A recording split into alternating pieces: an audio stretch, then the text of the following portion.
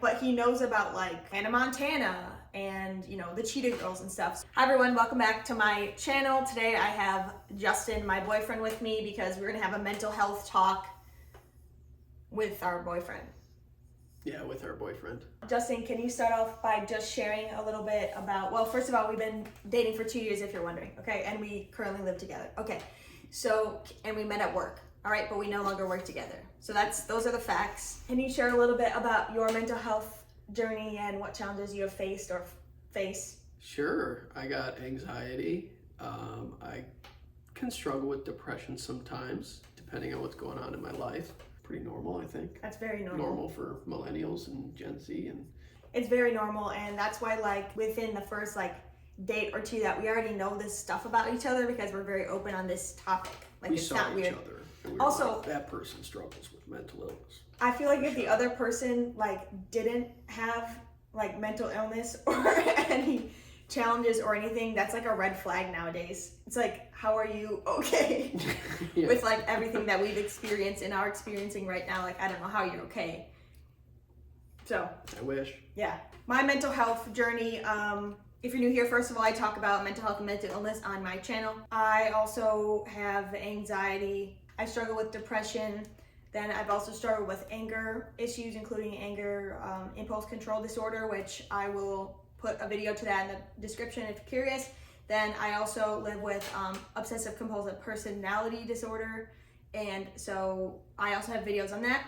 Let's move on to how we would compare our personalities, how they're similar and how they're different. So the first thing I want to say is we're both empaths and we can like feel things around us and are like emotional sponges to anything around us. So we're very, very sensitive. So if something's like happening in the workplace or like we're in the grocery and people are like, there's confrontation, we feel it very like deeply and a lot of times have to decompress after that. Okay, how would you describe our differences? You can go first. I feel like it's kind of the classic type A versus type B. He just learned what type B meant this year. Yeah. He never heard that term, type A, type B. It's the classic type A, type B situation, Yeah. honestly. Yeah. Yeah. It's a real type A, type B kind of situation. Yeah. Anyway, so I would describe Justin as very super duper patient. He's like so patient. He's also like with people, with things, whatever. He's also very, very generous. I'm not either of those things. Well, I'm definitely not patient. Yeah, you are not patient. But like you're also like super duper organized and I'd say particular in like a good way. Okay. Yeah, because like I'm not organized whatsoever. I didn't even have a calendar until we started dating. And even now I don't really keep up with it. You kind of just send me stuff that we're doing, which I appreciate. Yeah. He doesn't quite manage a calendar yet. We're getting there. Okay, my next question for you, Justin, is what do you need most from the other person when you are not doing well? Like, what do you usually do when you're not doing well, and then what do you need from the other person? Typically, I shut down when I am in a bad place mentally, and then I usually like to be together but separate. So, like in the same room, but like not like touching. That sounds That's not bad, funny. but... No, that's not funny. That's serious. Yeah. But yeah, like watching TV together, just so I can decompress. I'll usually just like curl up in the fetal position with a blanket. Yeah. Yeah. Yeah. Good time. Or it's like, so some of the stuff we do is like we're doing it together, like in the same space, but it's two different things. That can also be a thing that is like relaxing because you know the other person's there, but you don't have to like interact and spend all the energy interacting. And that's like kind of the beauty also of living together. Yeah, it's nice. Is we can just be next to each other if we want to be. Yeah, we talked about that like sometime last week where we were saying where it's nice because we don't have to like, if we want to be alone, we don't have to be alone for the whole night. Yes. Where when we were living separately, it would be an entire alone night. Right. Yeah.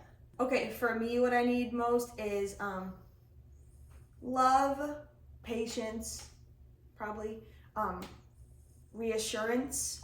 I feel like for sure I'm like, oh, there's a fight. Like, I'm kind of like Chandler. Yeah. It's like, oh, there's a fight. Okay, I guess we're breaking up then. Yeah.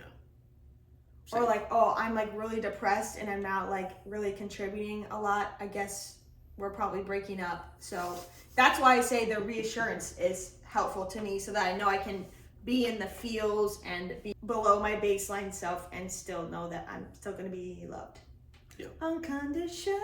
I have a lot of the times when I'm not doing well, like it's manifests as decision fatigue. If it's like, what do you want for dinner? It's like, don't ask me. I'm not even able to decide that.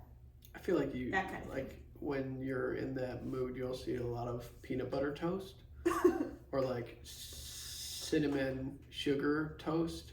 A lot of toast. So no, it's a lot of just bread things. Yeah. But the thing is, like, that kind of impacts like your eating too, because you're like, okay, I'm gonna do a solo thing. Yeah. And then it's probably not very. It's usually like chips or something. Yeah. Yeah. So then we're both in it. Yeah. Yeah. And then we both. Yeah. How do we navigate difficult times or difficult decisions at all? And one example I had of this that happened earlier this year was me quitting my job and not having another job to work at. I think just laying out everything helps, and like being very encouraging and saying this is not the end of the world. Don't worry about it. It'll be good. But how do I usually react if you said that? It's not the end of the world, like it's gonna be okay. And you're like, it is the end of the world. It's not going to be okay. Everything sucks, which is pretty much how I react also. But because I mean, who wouldn't when you're in that kind of headspace? Yeah, so we do that. We know it's not going to be effective, but we do it anyway. Yeah. I don't know. Do we do anything good? For the Yeah, other person? Justin, I think so. Like, Justin was first of all, he was the one who could say, like, from an outside perspective, not me, this is not going well for you. You're going to need to make a change. Reality check. You think that there's, like, some sort of badge of honor for, like, suffering longer and not changing and sticking things out, and there's not. So he was kind of like, we both kind of came up with this, but it was the same cycle over and over again. And there was one point I said, I can't do the cycle again because it is hurting. It's hurting Justin, and it's hurting other people in my life. Just supporting me a lot. And then, yeah, there was a time when I was home every single day. Mm-hmm. Yeah. Not making any money. So, but, you know, that's not a condition of love.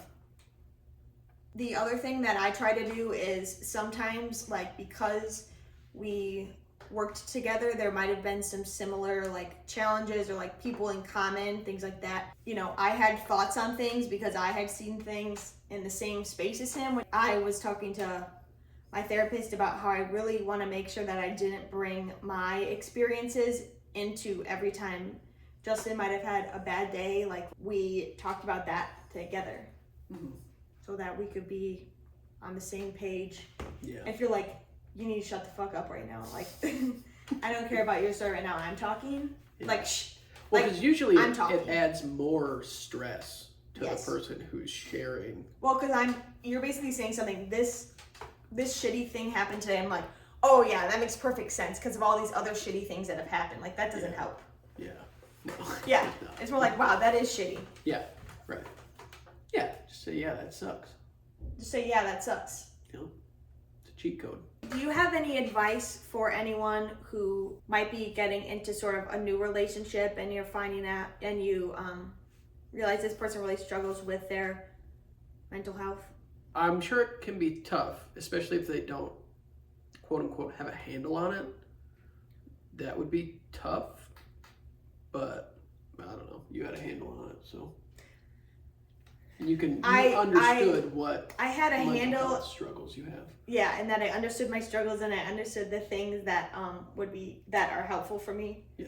to do on a daily basis. Yeah. But that didn't mean that there weren't like some pretty significant times Oh yeah. Of course. throughout the 2 years. Yeah. That's just being a person.